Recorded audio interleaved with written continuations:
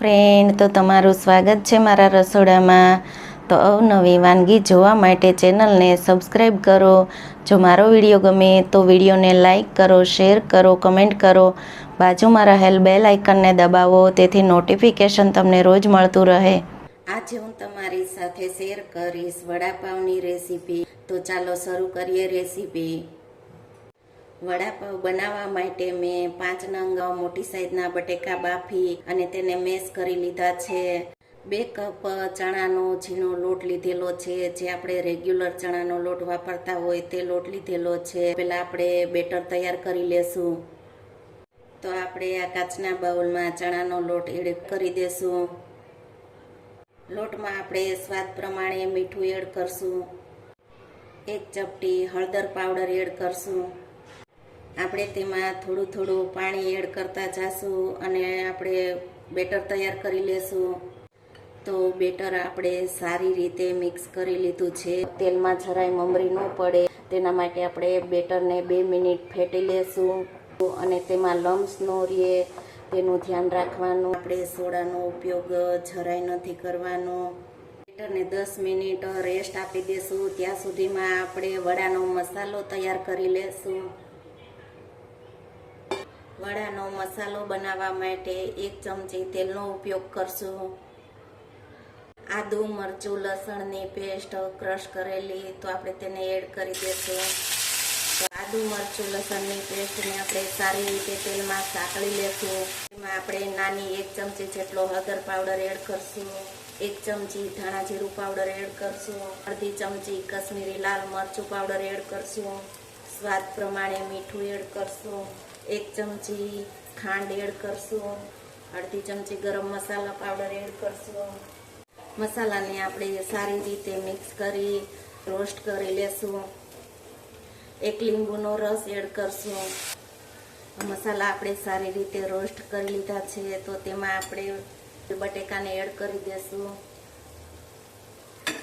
મસાલો આપણે સારી રીતે તૈયાર કરી લીધો છે, તો આપણે ગેસને બંધ કરી દેશું. તો ઉપરથી આપણે ધાણાને સ્પ્રિંકલ કરશું. તો મસાલો આપણો વડાનો એકદમ સારી રીતે બની અને તૈયાર થઈ ગયો છે. મસાલાને આપણે 5 મિનિટ માટે ઠંડુ થવા દેશું. ત્યાં સુધીમાં આપણે વડાપાવની ડ્રાય ચટણી તૈયાર કરી લેશું. 1 ચમચી તેલનો ઉપયોગ કરશું. 15 થી 17 કળી લસણની એડ કરી દેશું. તો લસણને આપણે પહેલા સારી રીતે સાંતળી લેશું. તો 3 નંગ કાશ્મીરી લાલ મરચાં લીધેલા છે, તો તેને આપણે રોસ્ટ કરી લેશું. 2 ચમચી સિંગદાણા, 1 ચમચી સૂકા ધાણા, 1 ચમચી દાળિયાની દાળ, 1 ચમચી જીરું. મસાલા આપણા સારી રીતે રોસ્ટ થઈ ગયા છે, તો તેમાં આપણે 1 ચમચી ટોપરાનું ખમણ એડ કરશું. તેથી આપણે ચટણીનો સ્વાદ એકદમ સારો અને ટેસ્ટી એવો સ્વાદ આવે. તો આને આપણે 1 મિનિટ માટે રોસ્ટ કરી લેશું.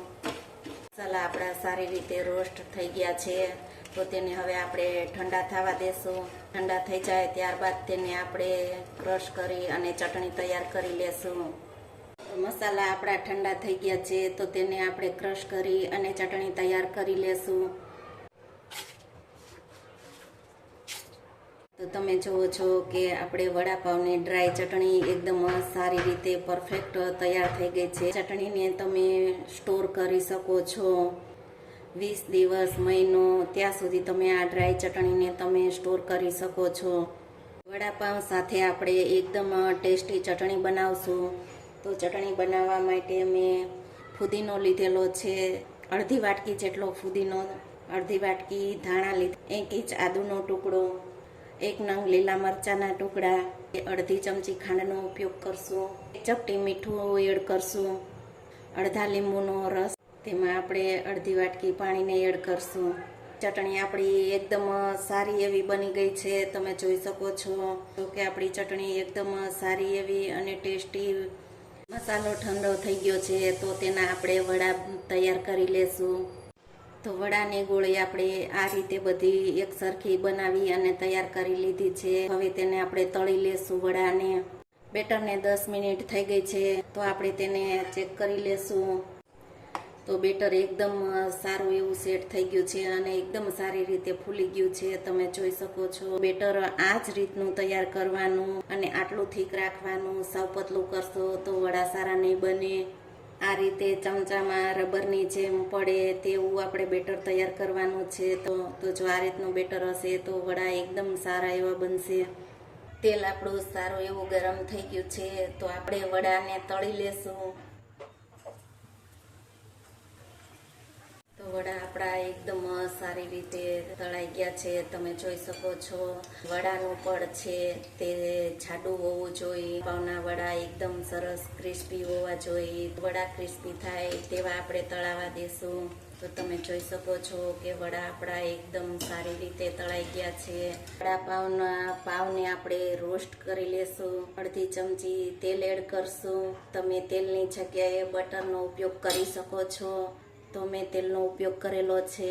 આ રીતે આપણે પાવને રોસ્ટ કરી લેશું. આપણે ડ્રાય ચટણીને એડ કરશું. તેમાં આપણે વડાને એડ કરી રોસ્ટ કરી લેશું. વડાપાવ બની અને તૈયાર છે તો તેને આપણે સર્વ કરી લેશું. જો વડાપાવની રેસીપી ગમે તો વિડીયોને લાઈક કરો, શેર કરો, કમેન્ટ કરો અને બાજુમાં રહેલ બેલ આઇકન દબાવો. તેથી નોટિફિકેશન તમને રોજ મળતું રહે.